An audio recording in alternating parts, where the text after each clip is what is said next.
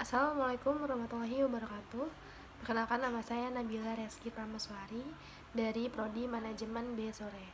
Di sini saya akan mempresentasikan untuk ujian akhir semester mata kuliah Manajemen Syariah dengan dosen pengampu Bapak Sumardi SEMM.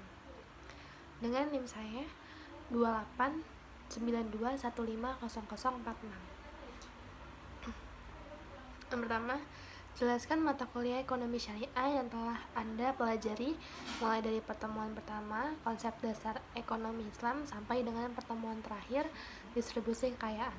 Hal apa yang membedakan dengan sistem ekonomi kapitalisme? Jawabannya, ekonomi syariah merupakan sistem ekonomi yang berdasarkan pada prinsip-prinsip Islam dan hukum syariah. Pertemuan pertama, konsep dasar ekonomi Islam, hingga pertemuan terakhir, distribusi kekayaan, akan membahas beberapa poin yang membedakan ekonomi syariah dari sistem ekonomi kapitalisme. Berikut adalah perbedaan utamanya. Pertama, landasan filosofi dan kepercayaan. Ekonomi syariah didasarkan pada ajaran Islam dan Al-Quran. Tujuan utama ekonomi dalam Islam adalah mencapai kesejahteraan masyarakat dan mendapat ridho Allah. Ekonomi kapitalisme didasarkan pada sistem pasar bebas dan kepemilikan pribadi. Tujuan utamanya adalah mencapai efisiensi ekonomi dan keuntungan individu. 2. Sumber hukum. Ekonomi syariah mengambil pedoman dari Al-Quran dan hadis Nabi Muhammad sebagai sumber utama hukum. Prinsip-prinsip etika dan moral Islam mengatur transaksi ekonomi. Ekonomi kapitalisme didasarkan pada hukum positif dan hukum alam tanpa memiliki batasan moral atau etika tertentu. 3. Kepemilikan dan distribusi kekayaan.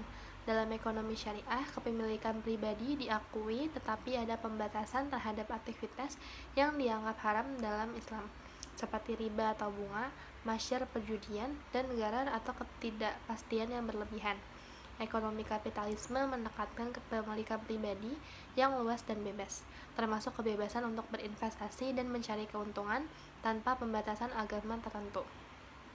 4. Bunga atau riba. Ekonomi syariah melarang riba karena dianggap tidak adil dan dapat menyebabkan ketimpangan sosial.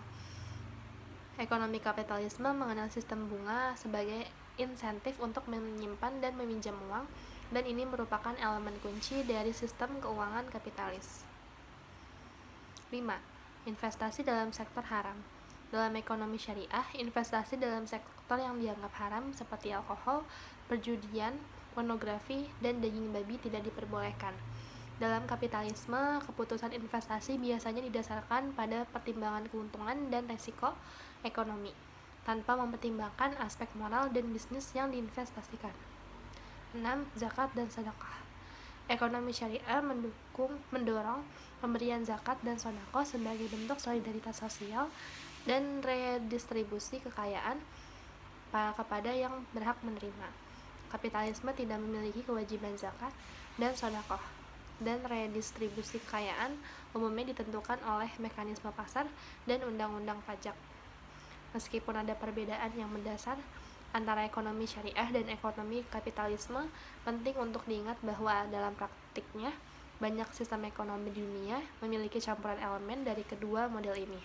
Negara-negara yang mayoritas penduduknya muslim misalnya mungkin menerapkan prinsip-prinsip ekonomi syariah dalam sektor-sektor tertentu sambil tetap menggunakan mekanisme pasar bebas dalam sektor lainnya. 2.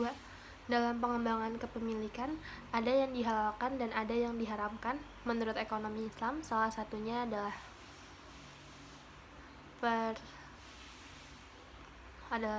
perdagangan syirkah, yang bermakna transaksi dua orang atau lebih yang kedua belah pihak sepakat untuk melakukan kerja dan bertujuan untuk mendapatkan keuntungan. Menurut ekonomi Islam, perseroan atau syirkah yang berbentuk firma, perseroan terbatas, koperasi, asuransi, bursa saham termasuk pengembangan kepemilikan yang diharamkan. Mengapa diharamkan? Bagaimana pandangan Anda terhadap hal tersebut?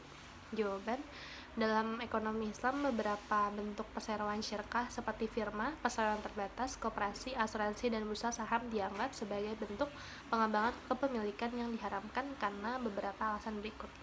1. Gahar, ketidakpastian yang berlebihan. Beberapa bentuk perseroan, terutama bursa saham, mengandung unsur gahar, yaitu ketidakpastian yang berlebihan dan transaksi. Dalam Islam, gahar dianggap merugikan salah satu pihak dan dapat menyebabkan ketidakadilan dalam transaksi. 3. Maisir, perjudian. Bentuk-bentuk perseroan tertentu seperti asuransi dan beberapa aktivitas di bursa saham dapat dianggap mengandung elemen maisir perjudian. Maisir diharamkan dalam Islam karena dianggap sebagai praktik spekulatif dan berisiko tinggi. 4. Tanggung jawab sosial. Beberapa bentuk perseroan tidak selalu mempertimbangkan tanggung jawab sosial dalam pengambilan keputusan ekonomi. Prinsip tanggung jawab sosial dan keadilan sosial yang penting dalam ekonomi Islam, dan bentuk perseroan yang mengabaikan aspek ini dianggap tidak sesuai dengan nilai-nilai Islam. Namun penting untuk diingat bahwa pandangan mengenai keharaman atau halalnya bentuk perseroan dalam ekonomi dapat bervariasi antara ulama dan mazhab. Beberapa mazhab Islam diizinkan untuk bentuk-bentuk tertentu dari perseroan dengan syarat-syarat tertentu yang memastikan kepatuhan mereka terhadap prinsip-prinsip ekonomi Islam. Banyak negara dengan mayoritas penduduk muslim telah mengembangkan solusi kreatif dan inovatif untuk menggabungkan prinsip-prinsip ekonomi Islam dengan praktik bisnis kontemporer. Pendekatan ini sering disebut ekonomi syariah, yang mencoba untuk memastikan kepatuhan dan prinsip-prinsip Islam sambil tetap mengakomodasi perkembangan ekonomi dan bisnis modern. Akhirnya, keputusan untuk menerima atau menolak bentuk perseroan tertentu dalam ekonomi Islam adalah bentuk yang kompleks dan harus didiskusikan oleh para ahli dan otoritas keagamaan yang kompeten dalam konteks hukum Islam. Baik, terima kasih presentasi dari saya. Kurang lebihnya mohon maaf. Wabillahi taufiq wal hidayah. Wassalamualaikum warahmatullahi wabarakatuh.